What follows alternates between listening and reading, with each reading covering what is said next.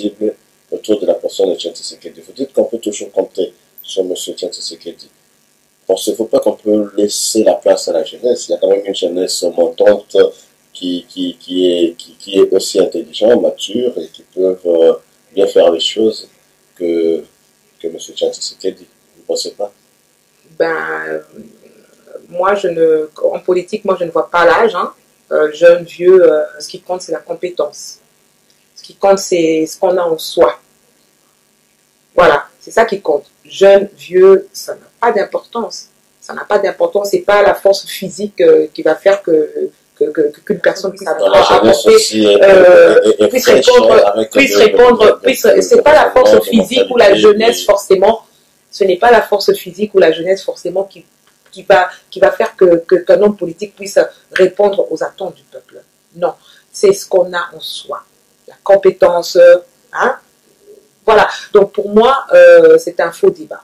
La personne de Tshisekedi n'empêche pas aux autres jeunes de pouvoir faire la politique ou de pouvoir s'affirmer. Il ne permet pas aussi aux autres jeunes de pouvoir s'affirmer. Il les empêche en quoi?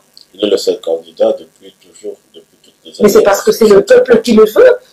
Le parti politique, le président Tshisekedi, il est président de l'UDPS, c'est le Congrès qui l'a désigné président du parti. Est-ce que c'est lui qui s'est imposé là par sa propre volonté? Non. Non, mais pourquoi pas l'inciter à... Pourquoi inciter, pourquoi forcer, pourquoi aller à l'encontre de la volonté de ceux qui sont là, qui le désignent? C'est démocratique ou c'est antidémocratique? Quand on veut aller à l'encontre... Mais attends, il y a eu un congrès, et c'est ce congrès-là qui a désigné Tshisekedi comme président de l'UDPS. Alors pourquoi demander à ce qu'on puisse inciter, donc aller à l'encontre de la volonté de ces gens-là? C'est antidémocratique. Vous n'avez pas peur aujourd'hui de la santé de M. Etienne Tshisekedi s'il devenait par exemple président de la République du jour au lendemain? Non, pourquoi? Il n'est pas le seul homme politique de cet âge-là qui fait de la politique. Hein. Pourquoi est-ce qu'on voit toujours l'âge de M. Tshisekedi, enfin l'âge avancé de M. Tshisekedi? Il y a Kengo. M. Kengo est aussi occupé. Non. M. Kengo occupe des hautes fonctions dans ce pays, en RDC. Mais jamais,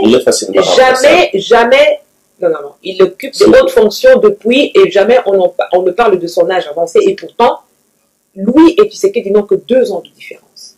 2 ans. Tshisekedi a 82 ans. M. Kengo vient de fêter ses 80 ans. Mais jamais on ne parle de l'âge avancé de M. Kengo. C'est toujours le problème de l'âge avancé de M. Tshisekedi. Bon, finalement.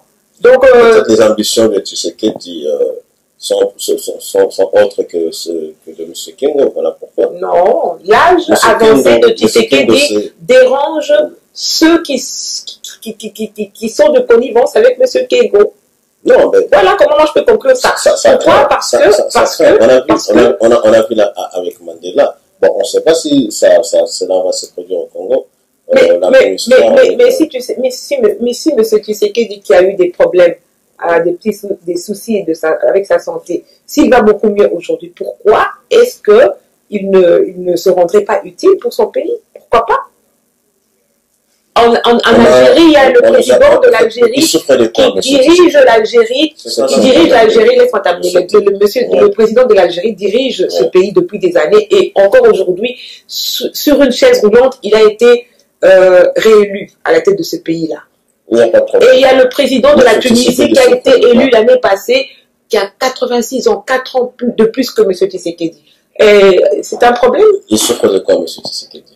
Ah, mais il avait commencé avec une grippe, je crois, ou malaria ou grippe, et qu'il avait terrassé, hein, vu son âge, c'est normal. Hein, mais après, il a commencé, il s'est senti beaucoup mieux, tout ça là. Malaria, il n'a pas de problème vraiment grave de santé, non. C'est tout simplement qu'avec son âge, pas du tout. Il a eu une grippe au départ, et cette grippe l'avait vraiment beaucoup affaibli.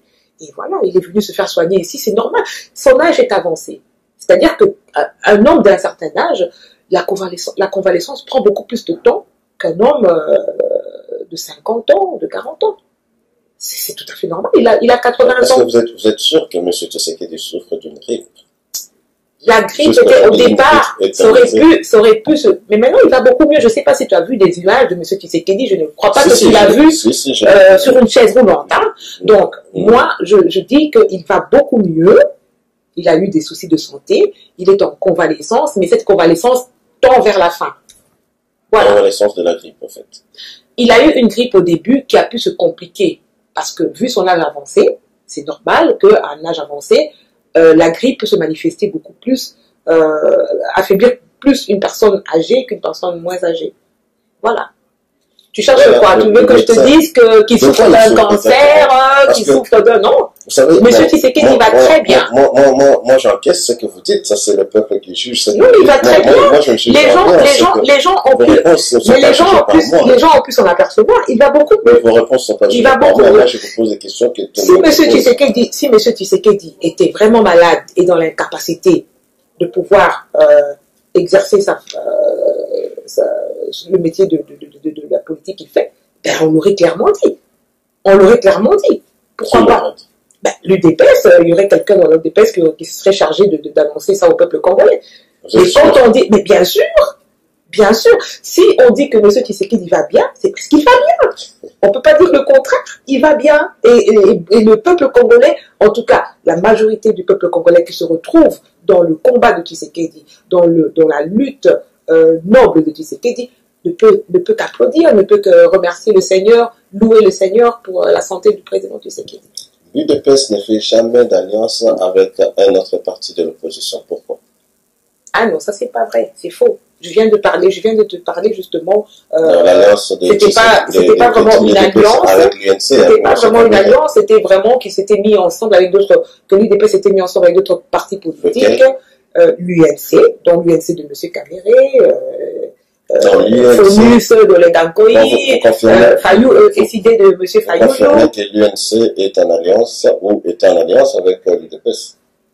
Non, il n'y a pas eu d'alliance. Il y a eu, comment on appelle, il y a eu un commun accord. Hein, ils se sont mis, en fait, les ambassadeurs